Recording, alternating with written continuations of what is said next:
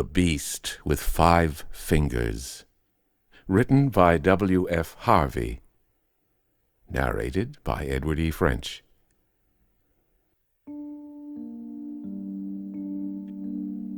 When I was a little boy, I once went with my father to call on Adrian Bolsover.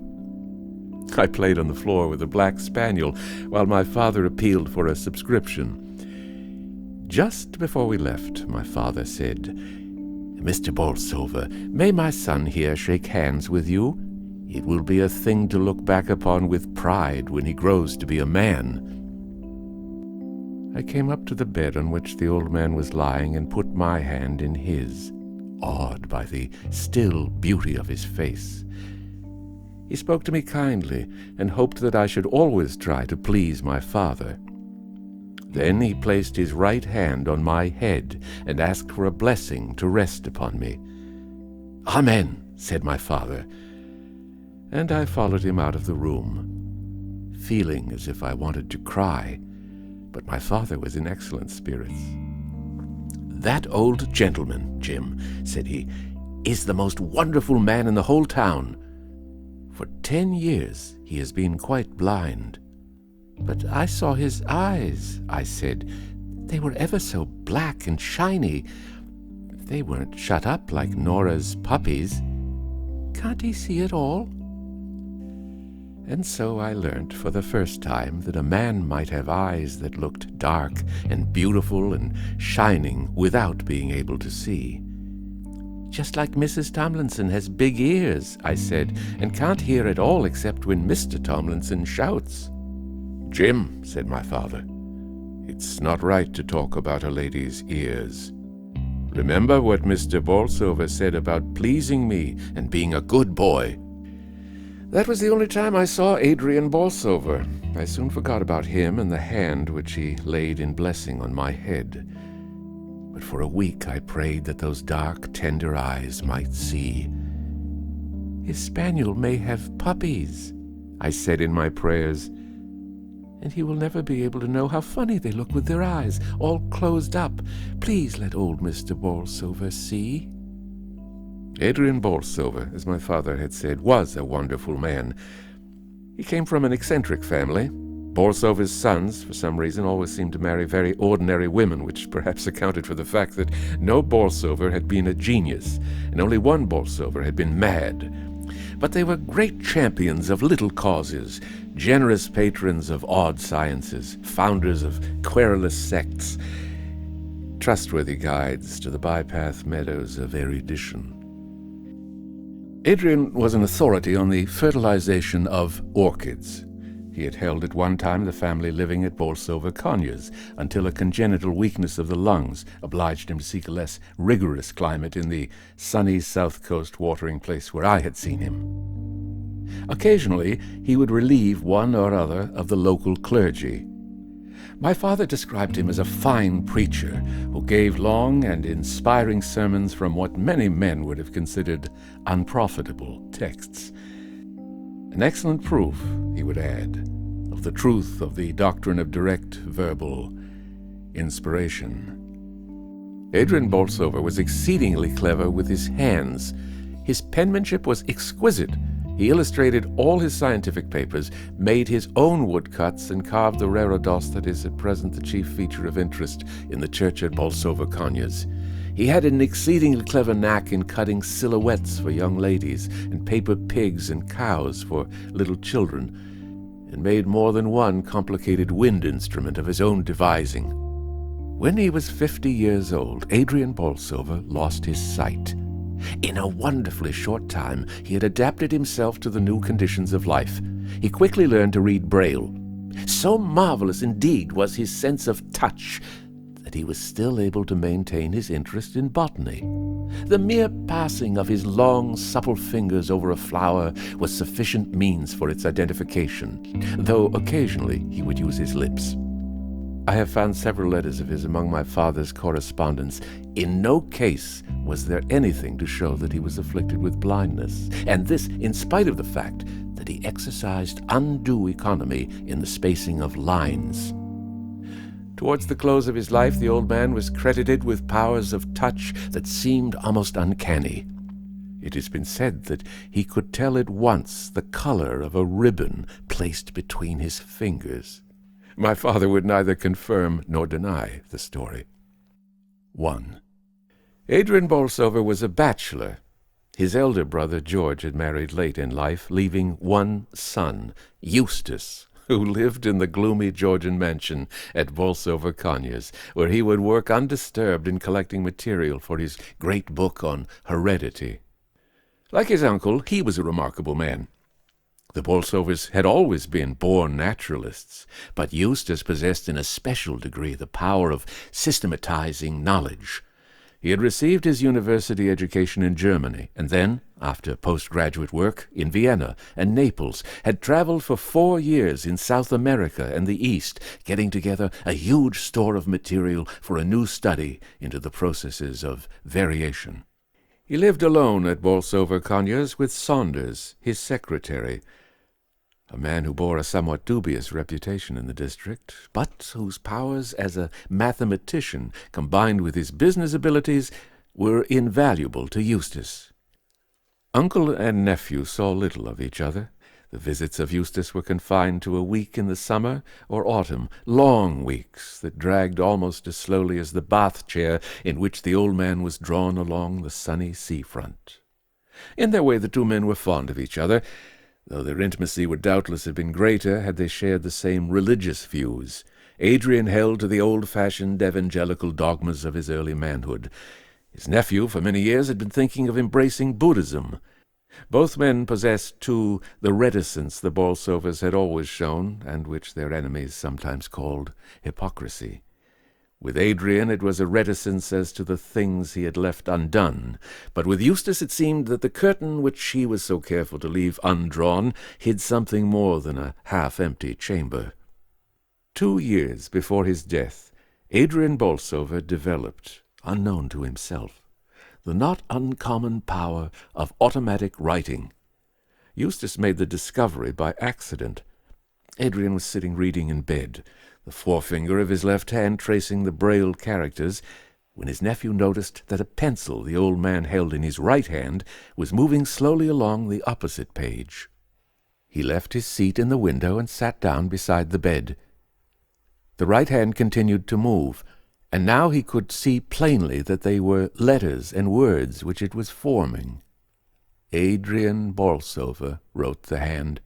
Eustace Bolsover, George Bolsover, Francis Bolsover, Sigismund Bolsover, Adrian Bolsover, Eustace Bolsover, Saville Bolsover, B for Bolsover. Honesty is the best policy. Beautiful Belinda Bolsover. What curious nonsense, said Eustace to himself. King George III ascended the throne in 1760, wrote the hand. Crowd, a noun of multitude, a collection of individuals. Adrian Bolsover, Eustace Bolsover.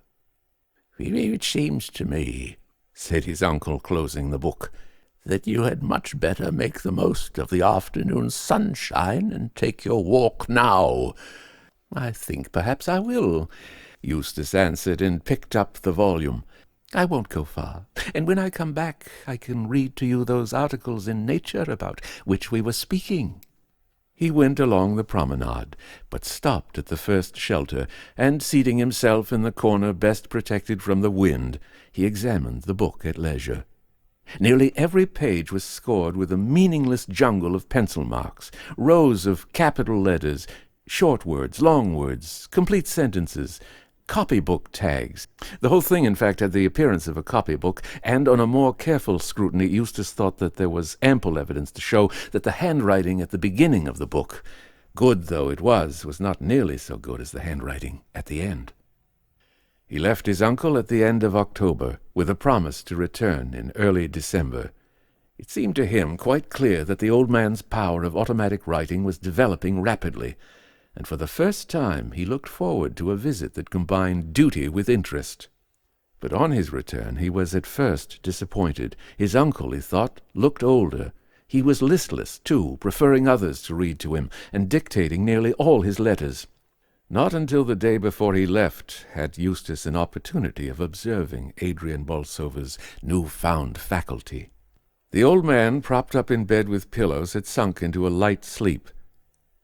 His 2 hands lay on the coverlet, his left hand tightly clasping his right. Eustace took an empty manuscript book and placed a pencil within reach of the fingers of the right hand. They snatched at it eagerly, then dropped the pencil to unloose the left hand from its restraining grasp. "Perhaps to prevent interference, I had better hold that hand," said Eustace to himself as he watched the pencil. Almost immediately it began to write, "Blundering Bolsovers, unnecessarily unnatural, extraordinarily eccentric, culpably curious." "Who are you?" asked Eustace in a low voice. "Never you mind," wrote the hand of Adrian. "Is it my uncle who is writing?" "Oh, my prophetic soul, mine uncle." "Is it anyone I know?" "Silly Eustace, you'll see me very soon." "When shall I see you?" "When poor old Adrian's dead." "Where shall I see you?" "Where shall you not?" Instead of speaking his next question, Bolsover wrote it. "What is the time?" The fingers dropped the pencil and moved 3 or 4 times across the paper. Then, picking up the pencil, they wrote, 10 minutes before 4. Put your book away, Eustace. Adrian mustn't find us working at this sort of thing. He doesn't know what to make of it, and I won't have poor old Adrian disturbed. Au revoir." "I've been dreaming again," he said. "Such queer dreams of leaguered cities and forgotten towns. You were mixed up in this one, Eustace, though I can't remember how. Eustace, I want to warn you. Don't walk in doubtful paths.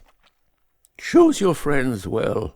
Your poor grandfather." A fit of coughing put an end to what he was saying, but Eustace saw that the hand was still writing. He managed unnoticed to draw the book away. "I'll light the gas," he said, "and ring for tea." On the other side of the bed curtain he saw the last sentences that had been written. "It's too late, Adrian," he read. "We're friends already, aren't we, Eustace Bolsover?" On the following day Eustace Bolsover left. He thought his uncle looked ill when he said goodbye, and the old man spoke despondently of the failure his life had been. "Nonsense, uncle," said his nephew. "You have got over your difficulties in a way not 1 in 100,000 would have done. Everyone marvels at your splendid perseverance in teaching your hand to take the place of your lost sight. To me, it's been a revelation of the possibilities of education." "Education?" said his uncle dreamily, as if the word had started a new train of thought. "Education is good, so long as you know to whom and for what purpose you give it. But with the lower orders of men, the base and more sordid spirits, I have grave doubts as to its results." "Well, goodbye, Eustace. I may not see you again. You are a true Bolsover, with all the Bolsover faults. Marry, Eustace. Marry some good, sensible girl. And if by any chance I don't see you again, my will is at my solicitor's. I have not left you any legacy, because I know you're well provided for, but I thought you might like to have my books. Oh, and there's just one other thing. You know, before the end, people often lose control over themselves and make absurd requests. Don't pay any attention to them, Eustace. Goodbye." And he held out his hand. Eustace took it. It remained in his a fraction of a second longer than he had expected, and gripped him with a virility that was surprising. There was, too, in its touch, a subtle sense of intimacy. "Why, uncle," he said, "I shall see you alive and well for many long years to come." 2 months later, Adrian Bolsover died. 2. Eustace Bolsover was in Naples at the time. He read the obituary notice in the Morning Post on the day announced for the funeral. "Poor old fellow," he said. "I wonder where I shall find room for all his books." The question occurred to him again with greater force when, 3 days later, he found himself standing in the library at Bolsover, Conyers. A huge room, built for use, and not for beauty, in the year of Waterloo by a Bolsover who an ardent admirer of the great Napoleon was. It was arranged on the plan of many college libraries, with tall, projecting bookcases forming deep recesses of dusty silence, fit graves for the old hates of forgotten controversy, the dead passions of forgotten lives. At the end of the room, behind the bust of some unknown 18th-century divine, an ugly iron corkscrew stair led to a shelf-lined gallery. Nearly every shelf was full. "I must talk to Saunders about it," said Eustace. "I suppose that it will be necessary to have the billiard-room filled up with bookcases." The 2 men met for the first time after many weeks in the dining-room that evening. "Hello," said Eustace, standing before the fire with his hands in his pockets. "How goes the world, Saunders? Why these dress togs?" He himself was wearing an old shooting jacket. He did not believe in mourning, as he had told his uncle on his last visit, and though he usually went in for quiet-coloured ties, he wore this evening one of an ugly red, in order to shock Morton, the butler, and to make them thrash out the whole question of mourning for themselves in the servants' hall. Eustace was a true Bolsover. "The world," said Saunders, "goes the same as usual, confoundedly slow. The dress togs are accounted for by an invitation from Captain Lockwood to bridge. How are you getting there?" "I've told your coachman to drive me in your carriage. Any objection?" "Oh, dear me, no. We've had all things in common for far too many years for me to raise objections at this hour of the day." "You'll find your correspondence in the library," went on Saunders. "Most of it I've seen to. There are a few private letters I haven't opened. There's also a box with a rat or something inside it that came by the evening post. Very likely it's the 6-toed albino. I didn't look because I didn't want to mess up my things, but I should gather from the way it's jumping about that it's pretty hungry." "Oh, I'll see to it," said Eustace, "while you and the captain earn an honest penny." Dinner over and Saunders gone, Eustace went into the library. Though the fire had been lit, the room was by no means cheerful. "We'll have all the lights on at any rate," he said as he turned the switches. "And, Morton," he added, when the butler brought the coffee, "get me a screwdriver or something to undo this box. Whatever the animal is, he's kicking up the deuce of a row. What is it? Why are you dawdling?" "If you please, sir, when the postman brought it, he told me that they'd bored holes in the lid at the post office. There were no breathing holes in the lid, sir, and they didn't want the animal to die. That is all, sir." "It's culpably careless of the man, whoever he was," said Eustace as he removed the screws, "packing an animal like this in a wooden box with no means of getting air. Confound it all! I meant to ask Morton to bring me a cage to put it in. Now I suppose I shall have to get one myself." He placed a heavy book on the lid from which the screws had been removed, and went to the billiard-room. As he came back into the library with an empty cage in his hand, he heard the sound of something falling, and then of something scuttling along the floor. "Bother it! The beast's got out!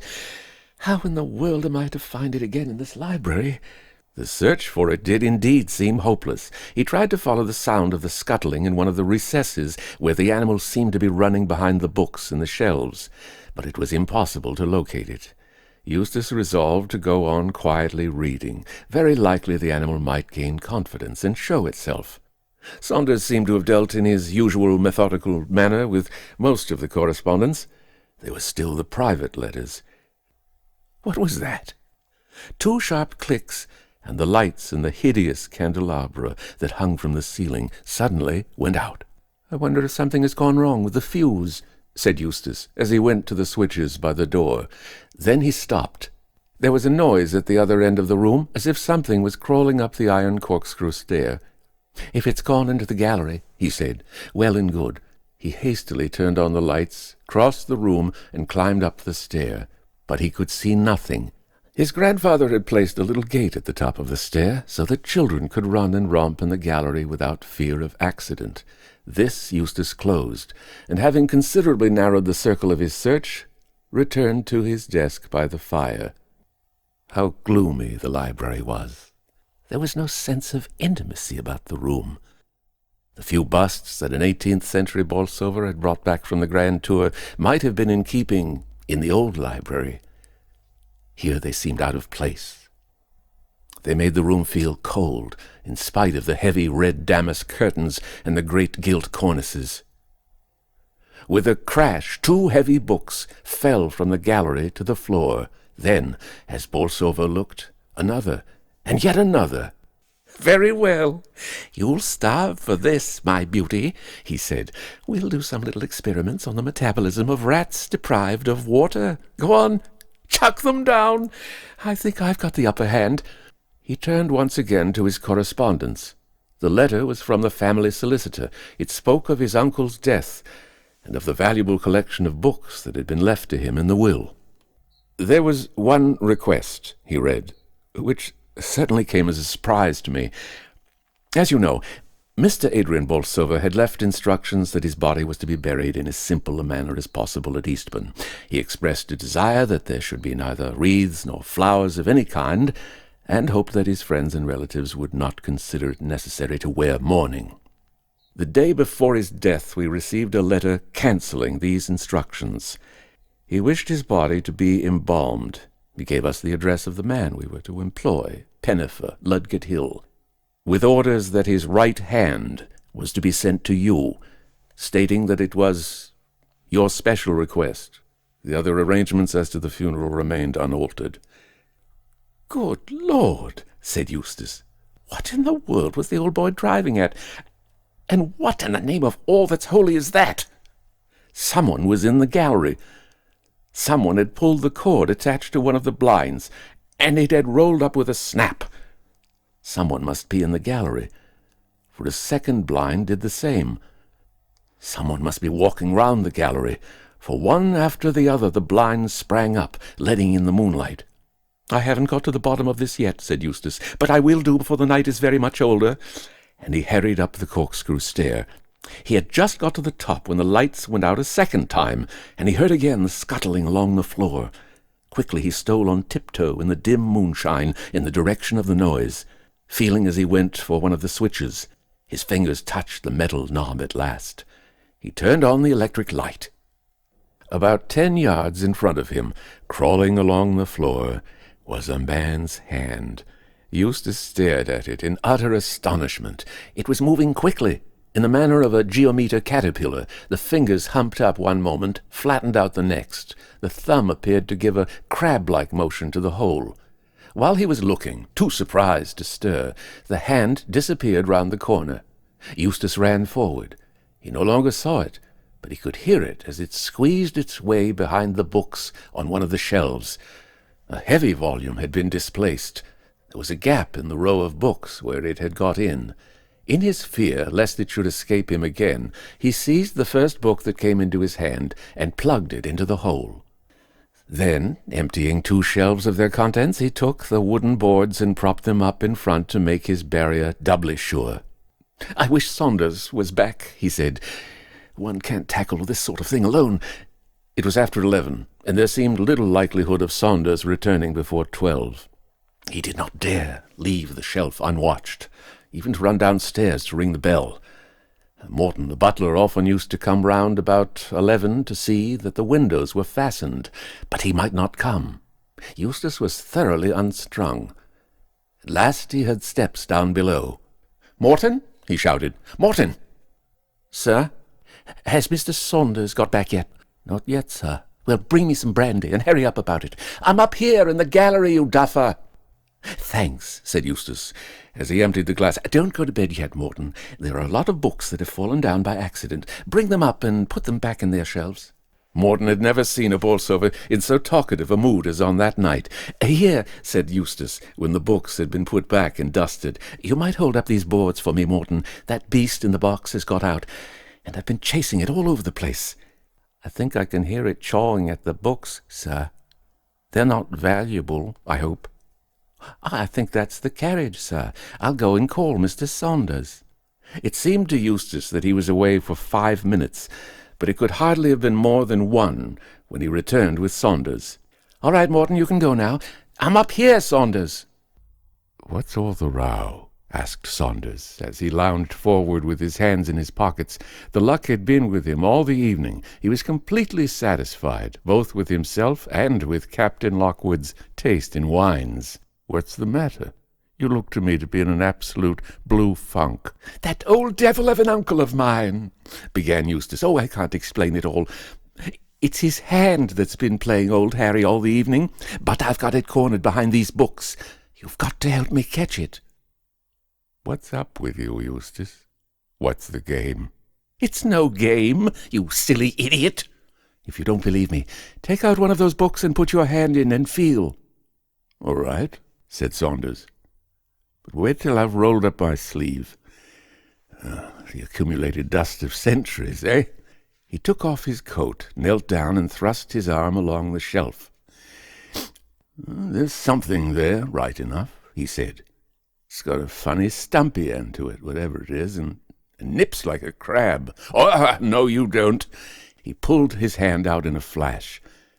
"Shove in a book quickly. Now it can't get out." "What was it?" asked Eustace. "It was something that wanted very much to get a hold of me. I felt what seemed like a thumb and forefinger. Give me some brandy." "How are we going to get it out of there?"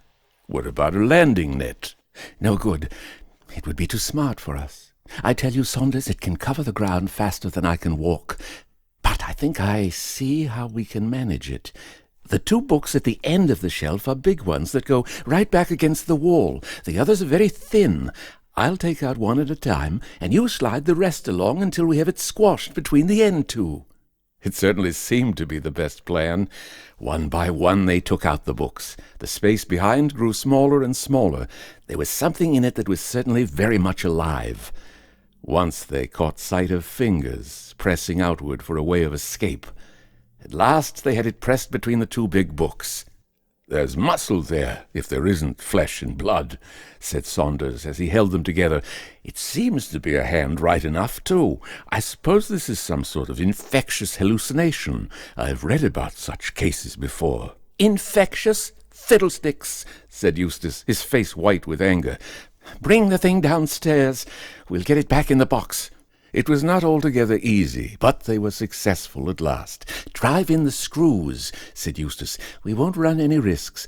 Put the box in this old desk of mine. There's nothing in it that I want. Here's the key. Thank goodness, there's nothing wrong with the lock." "Quite a lively evening," said Saunders. "Now let's hear about your uncle." They sat up together until early morning. Saunders had no desire for sleep. Eustace was trying to explain and to forget, to conceal from himself a fear that he had never felt before. The fear of walking alone down the long corridor to his bedroom. 3.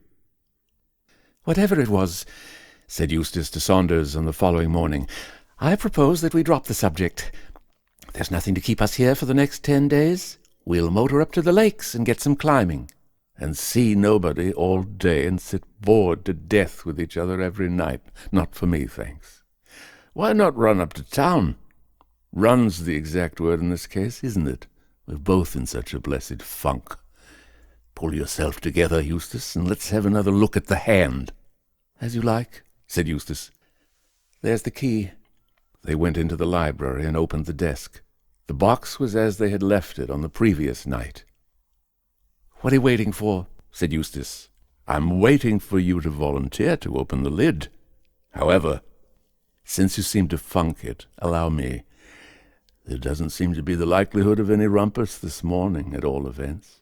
He opened the lid and picked out the hand. "Cold?" asked Eustace. "Tepid, a bit below blood heat by the feel. Soft and supple, too. If it's the embalming, it's a sort of embalming I've never seen before. Is it your uncle's hand?" "Oh, yes, it is all right," said Eustace. "I should know those long, thin fingers anywhere.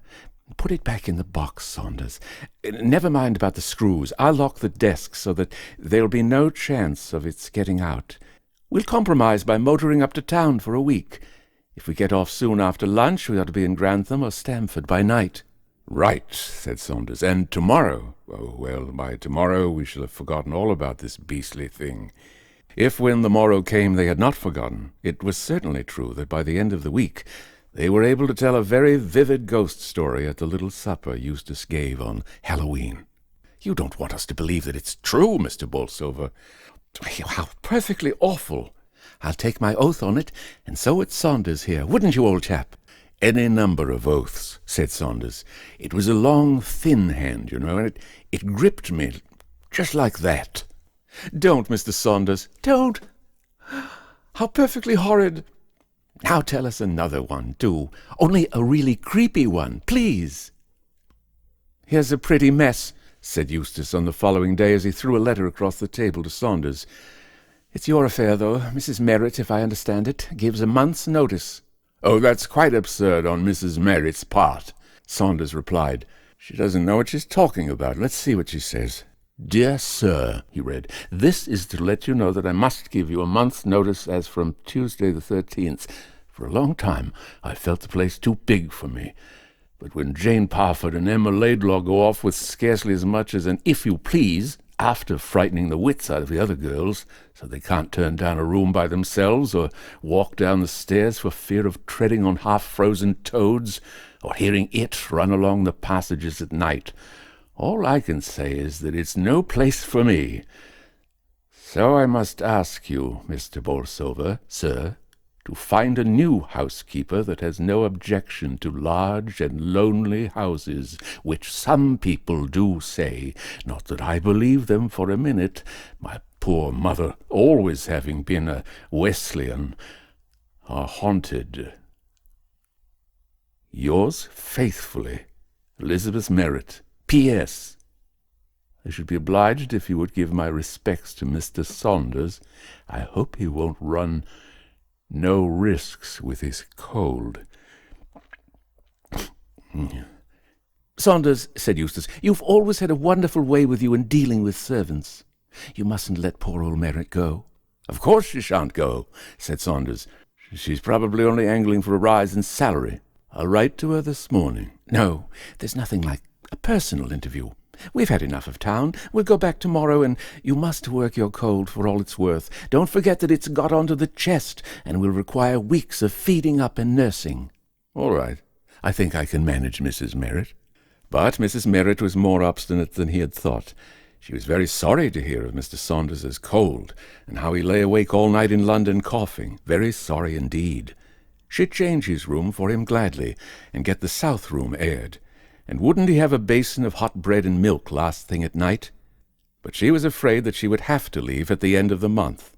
"Try her with an increase of salary," was the advice of Eustace.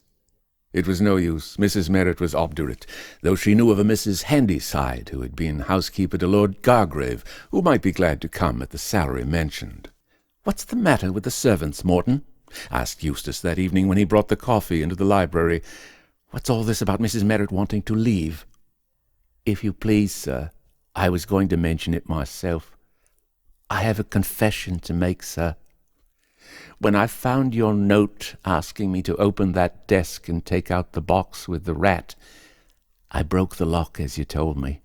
I was glad to do it because I could hear the animal in the box making a great noise, and I thought it wanted food.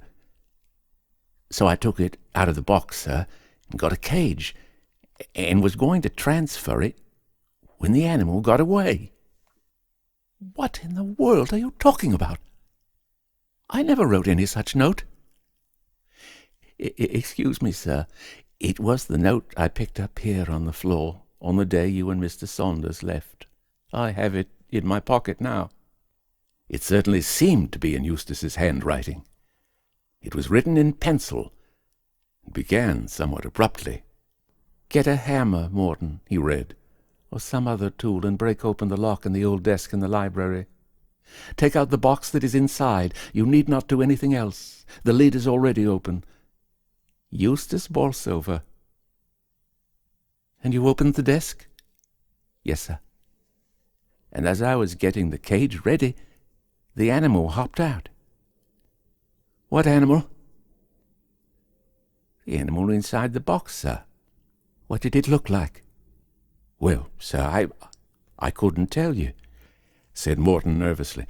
My back was turned, and it was halfway down the room when I looked up. What was its colour? Asked Saunders. Black? Oh, no, sir, a greyish-white. It crept along in a very funny way, sir. I don't think it had a tail. What did you do then? I tried to catch it, but it was no use. So I set the rat traps and kept the library shut. Then that girl Emma Laidlaw left the door open when she was cleaning, and I think it must have escaped. And you think it was the animal that's been frightening the maids? Well, no, sir, not quite. They said it was, you'll excuse me, sir, a hand that they saw. Emma trod on it once at the bottom of the stairs. She thought then it was a half-frozen toad, only white. Then Parfit was washing the dishes in the scullery. She wasn't thinking about anything in particular. It was close on dusk. She took her hands out of the water and was drying them, absent-minded like, on the roller towel, when she found that she was drying someone else's hand as well. "What nonsense!" exclaimed Saunders. Exactly, sir. That's what we told her, but we couldn't get her to stop. "You don't believe all this," said Eustace, turning suddenly toward the butler. Me, sir? Oh, no, sir. I've not seen anything. Nor heard anything? Well, sir, if you must know, the bells do ring at odd times, and there's nobody there when we go, and when we go round to draw the blinds of a night, as often as not somebody's been there before us. But as I says to Mrs. Merritt, a young monkey might do wonderful things, and we all know that Mr. Bolsover had some strange animals about the place. Very well, Morton, that will do. "What do you make of it?" asked Saunders when they were alone. "I mean the letter that he said you wrote." "Oh, that's simple enough," said Eustace. "See the paper it's written on? I stopped using that years ago, but there were a few odd sheets and envelopes left in the old desk. We never fastened the lid of the box before locking it in. The hand got out, found a pencil, wrote the note, and shoved it through a crack onto the floor where Morton found it. That's plain as daylight." "But the hand couldn't write." "Couldn't it? You've not seen it do the things I've seen." And he told Saunders more of what had happened at Eastbourne. "Well," said Saunders, "in that case we have at least an explanation of the legacy. It was the hand which wrote unknown to your uncle that letter to your solicitor, bequeathing itself to you.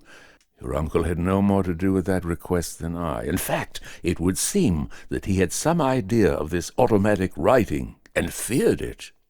"Then if it's not my uncle, what is it?" "I suppose some people might say that a disembodied spirit had got your uncle to educate and prepare a little body for it.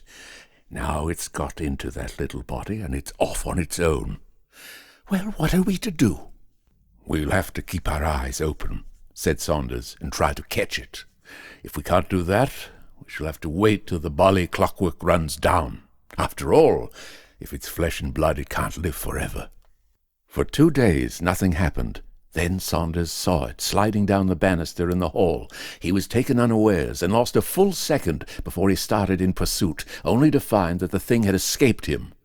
3 days later, Eustace, writing alone in the library at night, saw it sitting on an open book at the other end of the room. The fingers crept over the page, feeling the print as if it were reading. But before he had time to get up from his seat, it had taken the alarm and was pulling itself up the curtains. Eustace watched it grimly as it hung onto the cornice with 3 fingers, flicking thumb and forefinger at him in an expression of scornful derision. "I know what I'll do," he said. "If I only get it into the open, I'll set the dogs on it." He spoke to Saunders of the suggestion. "It's a jolly good idea," he said, "only we won't wait till we find it out of doors. We'll get the dogs. There are 2 terriers, and the underkeeper's Irish mongrel that's on to rats like a flash. Your spaniel has not got spirit enough for this sort of game." They brought the dogs into the house, and the keeper's Irish mongrel chewed up the slippers, and the terriers tripped up Morton as he waited at table, but all 3 were welcome. Even false security is better than no security at all. For a fortnight nothing happened. Then the hand was caught, not by the dogs, but by Mrs. Merritt's grey parrot. The bird was in the habit of periodically removing the pins that kept its seed in water tins in place, and of escaping through the holes in the side of the cage.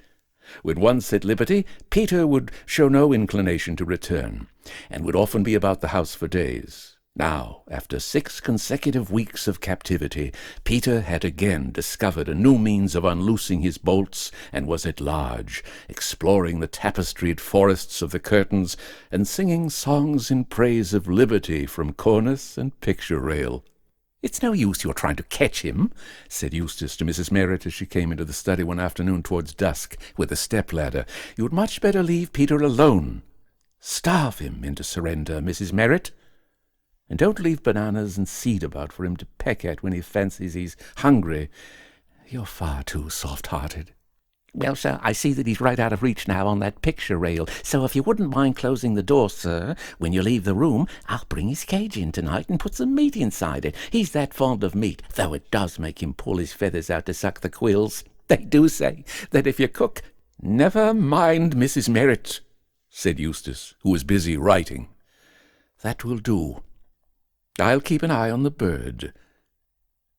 There was silence in the room, unbroken but for the continuous whisper of his pen.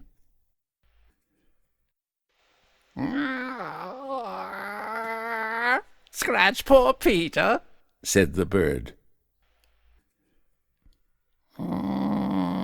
"Scratch poor old Peter." "Be quiet, you beastly bird." "Poor old Peter." "Scratch poor Peter, do." "I'm more likely to wring your neck if I get hold of you." He looked up at the picture rail, and there was the hand, holding onto a hook with 3 fingers, and slowly scratching the head of the parrot with the 4th. Eustace ran to the bell. He pressed it hard, then across to the window, which he closed with a bang. Frightened by the noise, the parrot shook its wings preparatory to flight, and as it did so, the fingers of the hand got hold of it by the throat.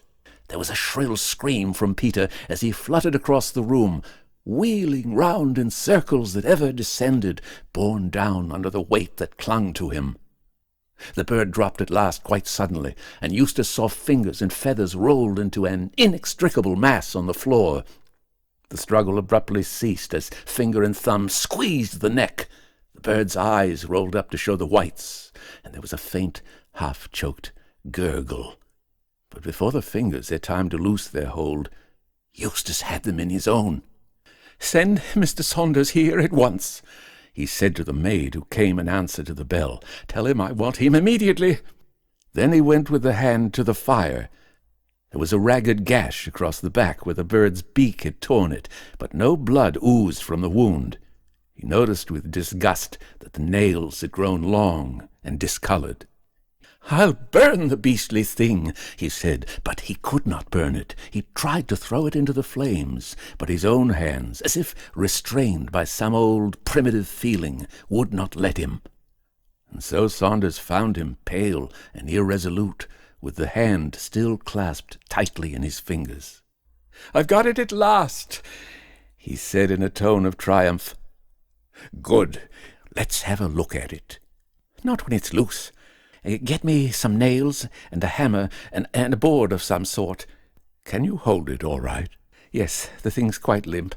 Tie it out with throttling poor old Peter, I should say." "And now," said Saunders, when he returned with the things, "what are we going to do?" "Drive a nail through it first, so it can't get away. Then we can take our time over examining it." Do it yourself, said Saunders. I don't mind helping you with guinea pigs occasionally when there's something to be learned, because I don't fear a guinea pig's revenge. This thing's different. All right, you miserable skunk. I won't forget the way you've stood by me. He took up a nail, and before Saunders had realized what he was doing, had driven it through the hand, deep into the board. Oh, my aunt! He giggled hysterically. Look at it now! For the hand was writhing in agonized contortions, squirming and wriggling upon the nail like a worm upon the hook. Well, said Saunders, you've done it now. I'll leave you to examine it. Don't go, in heaven's name. Cover it up, man. Cover it up. Shove a cloth over it. Here. And he pulled off the antimacassar from the back of a chair and wrapped the board in it. Now get the keys from my pocket and open the safe. But chuck the other things out. Oh, Lord, it's getting itself into frightful knots. And open it, quick. He threw the thing in and banged the door. We'll keep it there till it dies, he said. May I burn in hell if I ever open the door of that safe again. Mrs. Merritt departed at the end of the month. Her successor certainly was more successful in the management of the servants. Early in her rule she declared that she would stand no nonsense, and gossip soon withered and died. Eustace Bolsover went back to his old way of life. Old habits crept over and covered his new experience. He was, if anything, less morose, and showed a greater inclination to take his natural part in country society. I shouldn't be surprised if he marries one of these days, said Saunders. Well, I'm in no hurry for such an event. I know Eustace far too well for the future Mrs. Bolsover to like me. It will be the same old story again, a long friendship slowly made, marriage, and a long friendship quickly forgotten. 4. But Eustace Bolsover did not follow the advice of his uncle and marry. He was too fond of old slippers and tobacco. The cooking, too, under Mrs. Handyside's management was excellent, and she seemed, too, to have a heaven-sent faculty in knowing when to stop dusting. Little by little the old life resumed its power. Then came the burglary. The men, it was said, broke into the house by way of the conservatory. It was really little more than an attempt, for they only succeeded in carrying away a few pieces of plate from the pantry. The safe in the study was certainly found open and empty, but, as Mr. Bolsover informed the police inspector, he had kept nothing of value in it during the last 6 months. Then you're lucky in getting off so easily, sir, the man replied. By the way they have gone about their business, I should say they were experienced cracksmen. They must have caught the alarm when they were just beginning their evening's work. Yes, said Eustace, I suppose I am lucky. I have no doubt, said the inspector, that we shall be able to trace the men. I've said that they must have been old hands at the game. The way they got in and opened the safe shows that. But there's one little thing that puzzles me. One of them was careless enough not to wear gloves, and I'm bothered if I know what he was trying to do. I've traced his finger marks on the new varnish on the window sashes in every one of the downstairs rooms. They are very distinct ones, too. Right hand or left, or both? Asked Eustace. Oh, right, every time. That's the funny thing. He must have been a foolhardy fellow, and I rather think it was him that wrote that. He took out a slip of paper from his pocket. That's what he wrote, sir. I've got out, Eustace Bolsover, but I'll be back before long. Some jailbird must have escaped, I suppose. It will make it all the easier for us to trace him. Do you know the writing, sir? No, said Eustace. It's not the writing of anyone I know. I'm not going to stay here any longer, said Eustace to Saunders at luncheon. I've got on far better during the last 6 months than ever I expected, but I'm not going to run the risk of seeing that thing again. I shall go up to town this afternoon. Get Morton to put my things together, and join me with the car at Brighton on the day after tomorrow, and bring the proofs of those papers with you. We'll run over them together. How long are you going to be away? I can't say for certain, but be prepared to stay for some time. We've stuck to work pretty closely through the summer, and I, for one, need a holiday. I'll engage the rooms at Brighton. You'll find it best to break the journey at Hitchin. I'll wire to you there at the Crown to tell you the Brighton address. The house he chose at Brighton was in a terrace. He had been there before. It was kept by his old college gyp, a man of discreet silence, who was admirably partnered by an excellent cook. The rooms were on the first floor. The 2 bedrooms were at the back and opened out to each other. "Saunders can have the smaller one, though it is the only one with a fireplace," he said. "I'll stick to the larger of the 2, since it's got a bathroom adjoining. I wonder what time he'll arrive with the car." Saunders came about 7, cold and cross and dirty. "We'll light the fire in the dining room," said Eustace, "and get Prince to unpack some things while we're at dinner. What were the roads like?" "Rotten, swimming with mud, and a beastly cold wind against us all day. And this is July, dear old England." "Yes," said Eustace, "I think we might do worse than leave dear old England for a few months." They turned in soon after 12. "You oughtn't to feel cold, Saunders," said Eustace, "when you can afford to sport a great catskin-lined coat like this. You do yourself very well, all things considered. Look at these gloves, for instance. Who could possibly feel cold when wearing them? They're far too clumsy, though, for driving. Try them on and see." And he tossed them through the door onto Eustace's bed and went on with his unpacking. A minute later he heard a shrill cry of terror. "Oh, Lord!" he heard. "It's in the glove! Quick, Saunders, quick!" Then came a smacking thud. Eustace had thrown it from him. "I've chucked it into the bathroom," he gasped. "It's hit the wall and fallen into the bath. Come now if you want to help." Saunders, with a lighted candle in his hand, looked over the edge of the bath. There it was, old and maimed, dumb and blind, with a ragged hole in the middle, crawling, staggering, trying to creep up the slippery sides, only to fall back helpless. "Stay there," said Saunders. "I'll empty a collar box or something, and we'll jam it in. It can't get out while I'm away." "Yes, it can," shouted Eustace. "It's getting out now. It's climbing up the plug chain. No, you brute, you filthy brute, you don't. Come back, Saunders. It's getting away from me. I can't hold it. It's all slippery. Curse its claw. Shut the window, you idiot. The top one, too, as well as the bottom, you utter idiot. It's got out." There was the sound of something dropping onto the hard flagstones below, and Eustace fell back, fainting. For a fortnight he was ill.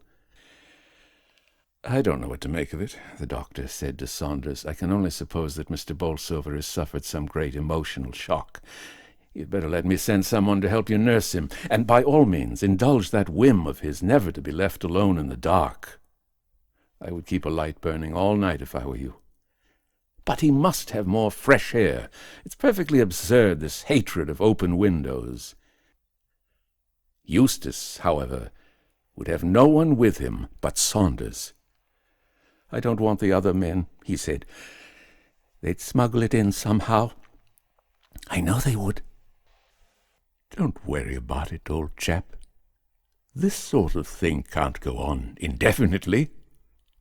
You know I saw it this time as well as you. It wasn't half so active. It won't go on living much longer, especially after that fall. I heard it hit the flags myself. As soon as you're a bit stronger, we'll leave this place, not bag and baggage, but with only the clothes on our backs, so that it won't be able to hide anywhere.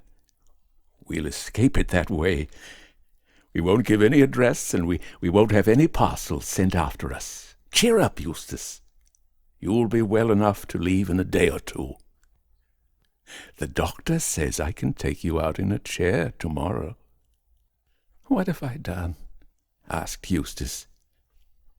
"Why does it come after me? I'm no worse than other men. I'm no worse than you, Saunders. You know I'm not. It was you who were at the bottom of that dirty business in San Diego, and that was 15 years ago. "It's not that, of course," said Saunders, We are in the 20th century, and even the parsons have dropped the idea of your old sins finding you out.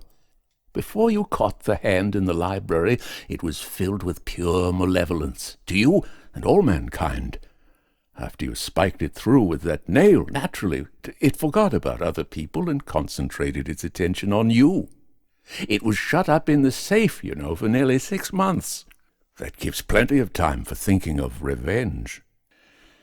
Eustace Bolsover would not leave his room, but he thought that there might be something in Saunders's suggestion to leave Brighton without notice. He began rapidly to regain his strength. "We'll go on the 1st of September," he said. The evening of August 31st was oppressively warm. Though at midday the windows had been wide open, they had been shut an hour or so before dusk. Mrs. Prince had long since ceased to wonder at the strange habits of the gentlemen on the first floor. Soon after their arrival, she had been told to take down the heavy window curtains in the 2 bedrooms, and day by day the rooms had seemed to grow more bare. Nothing was left lying about.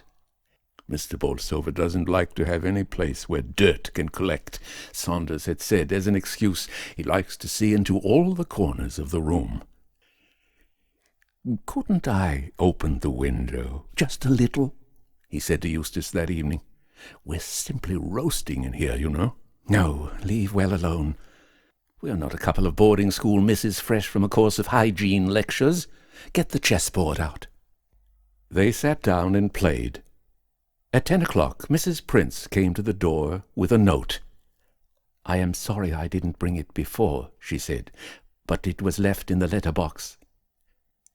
"Open it, Saunders, and see if it wants answering." It was very brief. There was neither address nor signature. "Will 11 o'clock tonight be suitable for our last appointment?" "Who is it from?" asked Bolsover. "It was meant for me," said Saunders. "There's no answer, Mrs. Prince." And he put the paper into his pocket. "A dunning letter from a tailor. I suppose he must have got wind of our leaving." It was a clever lie, and Eustace asked no more questions. They went on with their game. On the landing outside, Saunders could hear the grandfather's clock whispering the seconds, blurting out the quarter hours. "Check," said Eustace. The clock struck 11. At the same time there was a gentle knocking on the door. It seemed to come from the bottom panel. "Who's there?" asked Eustace. There was no answer. "Mrs. Prince, is that you?" "She is up above," said Saunders. "I can hear her walking about the room." "Then lock the door, bolt it too. Your move, Saunders." While Saunders sat with his eyes on the chessboard, Eustace walked over to the window and examined the fastenings. He did the same in Saunders's room and the bathroom. "Now, Saunders," he said, "don't stay all night over your move. I've had time to smoke 1 cigarette already. It's bad to keep an invalid waiting.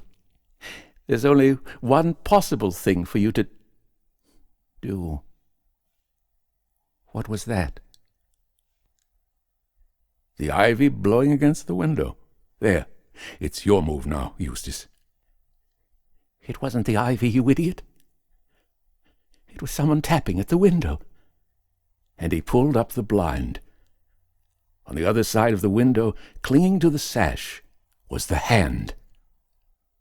"What is it that it's holding?" "It's a pocket knife. It's going to try to open the window by pushing back the fastener with the blade." "Well, let it try," said Eustace. "Those fasteners screw down. They can't be opened that way. Anyhow, we'll close the shutters. It's your move, Saunders. I've played." But Saunders found it impossible to fix his attention on the game. He could not understand Eustace, who seemed all at once to have lost his fear. "What do you say to some wine?" he asked. "You seem to be taking things coolly, but I don't mind confessing that I'm in a blessed funk." "You've no need to be. There's nothing supernatural about that hand, Saunders. I mean, it seems to be governed by the laws of time and space. It's not the sort of thing that vanishes into thin air or slides through oaken doors. And since that's so, I defy it to get in here. We'll leave the place in the morning. I, for one, have bottomed the depths of fear. Fill your glass, man.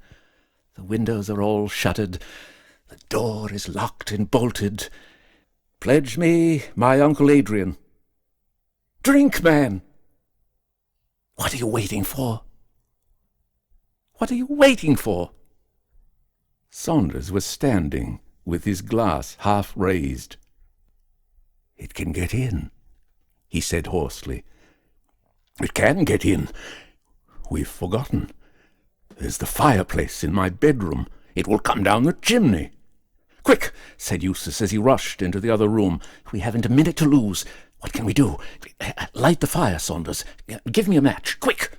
They must all be in the other room. I'll get them. Hurry, man, for goodness sake.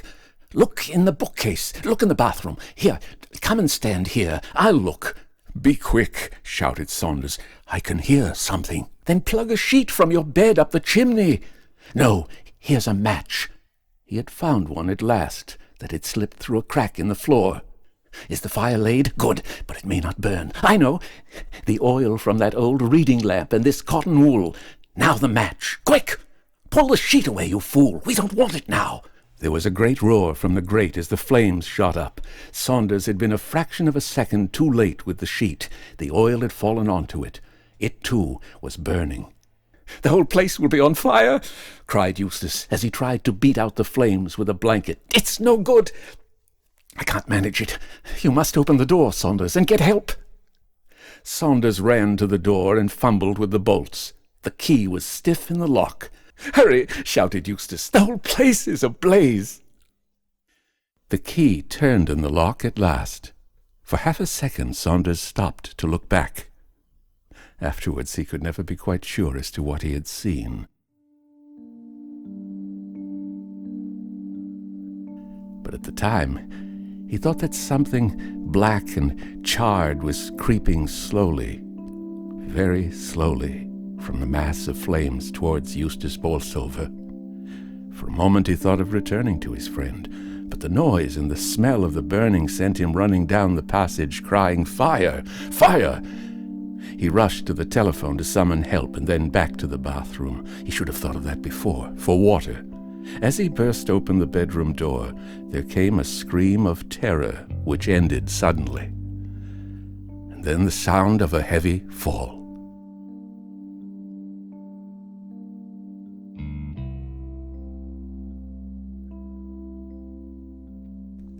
The Beast with 5 Fingers. Written by W.F. Harvey. Edward E. French speaking.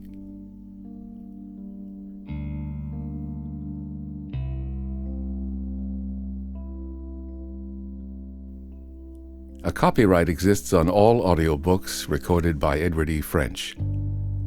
Inquiries are welcome at email edwardfrench06@hotmail.com.